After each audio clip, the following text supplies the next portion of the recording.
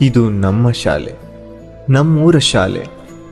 ಬಾಲ್ಯದ ನೆನಪುಗಳನ್ನು ಪ್ರತಿ ಕ್ಷಣವೂ ಕಾಡುವ ಶಾಲೆ, ನಮ್ಮ ಶಾಲೆ. ಎಲ್ಲರೂ ಒಟ್ಟಿಗೆ ಸರತಿ ಸಾಲಲ್ಲಿ ನಿಂತು ನಾಡಗೀತೆ, ದೇಶಗೀತೆ ಹಾಡಿದ್ದನ್ನು ಮರೆಯಲು ಹೇಗೆ ತಾನೇ ಸಾಧ್ಯ? ಆ ದಿನಗಳಲ್ಲಿ ಟೀಚರ್ ಪಾಠ ಮಾಡುವಾಗ ಅದನ್ನು ಕೇಳದೆ ಗುಸುಗುಸು ಎಂದು ಒಬ್ಬರಿಗೊಬ್ಬರು ಮಾತಾಡಿ ಟೀಚರ್ ಕೈಲಿ ಏಟು ತಿಂದ ಆ ದಿನಗಳು ಮರೆಯಲು ಹೇಗೆ ತಾನೇ ಸಾಧ್ಯ? ಪ್ರತಿದಿನ ಒಬ್ಬೊಬ್ಬರೇ ಸುಭಾಷಿತ ಓದಬೇಕಾದರೆ ನಮ್ಮ ಸರತಿ ಬಂದಾಗ ಆ ದಿನ ಶಾಲೆಗೆ ಬಂದರೂ ಪ್ರಾರ್ಥನೆಗೆ ಬಾರದೆ ಅವಿತುಕೊಂಡಿದ್ದನ್ನು ಮರೆಯಲು ಹೇಗೆ ತಾನೇ ಸಾಧ್ಯ? ಒಟ್ಟೊಟ್ಟಿಗೆ ಹಾಡಿ ಕುಣಿದು ನಲಿದು ಬೆಳೆದು ಬಂದಂಥ ಶಾಲೆಯನ್ನು ಮರೆಯಲು ಹೇಗೆ ತಾನೇ ಸಾಧ್ಯ? ಆ ದಿನ ಮತ್ತೆ ಬಾರದು, ಆ ಕ್ಷಣ ಮರೆಯಲಾಗದು. ಮನೆಯಲ್ಲಿ ಶಾಲೆಯ ಸಮವಸ್ತ್ರ ಒಗೆಯದಿದ್ದಾಗ, ಶಾಲೆಯಲ್ಲಿ ಪ್ರಾರ್ಥನೆ ಮುಗಿದ ನಂತರ PT ಮೇಡಮ್ ಹೊಡೆದಿದ್ದ ಆ ದಿನ ಮರೆಯಲು ಹೇಗೆ ತಾನೇ ಸಾಧ್ಯ?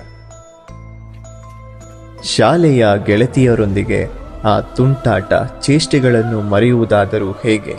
ಖೋ-ಖೋ ಕಬಡ್ಡಿ ಆಡುವಾಗ ಬಿದ್ದು ಗಾಯ ಮಾಡಿಕೊಂಡು ಆಫೀಸ್ ರೂಮ್ನಲ್ಲಿ ಹೆಡ್ ಮಾಸ್ಟರ್ ಹತ್ತಿರ ಟಿಂಚರ್ ಹಾಕಿಸಿಕೊಂಡಿದ್ದನ್ನು ಮರೆಯಲು ಹೇಗೆ ತಾನೇ ಸಾಧ್ಯ?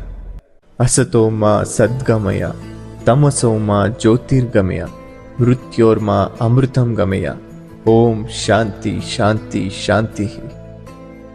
ಊಟದ ಸಮಯದಲ್ಲಿ ಈ ಪ್ರಾರ್ಥನೆ ಮಾಡುವವರೆಗೂ ಯಾರು ಊಟ ಮಾಡದೇ ಇರುವ ಹಾಗೆ ನೋಡಿಕೊಳ್ಳುತ್ತಿದ್ದ ಟೀಚರ್ ಕಣ್ತಪ್ಪಿಸಿ ತಟ್ಟೆಯನ್ನು ಎತ್ತಿಕೊಂಡು ಓಡಿ ಹೋಗಿದ್ದನ್ನು ಹೇಗೆ ತಾನೇ ಮರೆಯಲು ಸಾಧ್ಯ?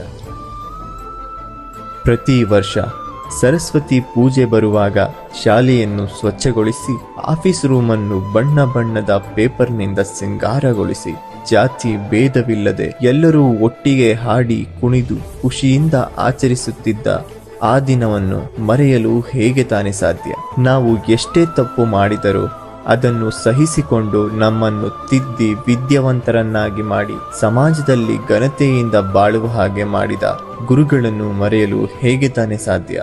ಆ ದಿನ ಮತ್ತೆ ಬಾರದು, ಆ ಕ್ಷಣ ಮರೆಯಲಾಗದು. ಇದು ನಮ್ಮ ಶಾಲೆ, ನಾವೆಲ್ಲರೂ ಚಿನ್ನದ ಯುಗ ಕಂಡಂತ ಶಾಲೆ. ಆ ದಿನ ಮತ್ತೆ ಬಾರದು, ಆ ಕ್ಷಣ ಮರೆಯಲಾಗದು.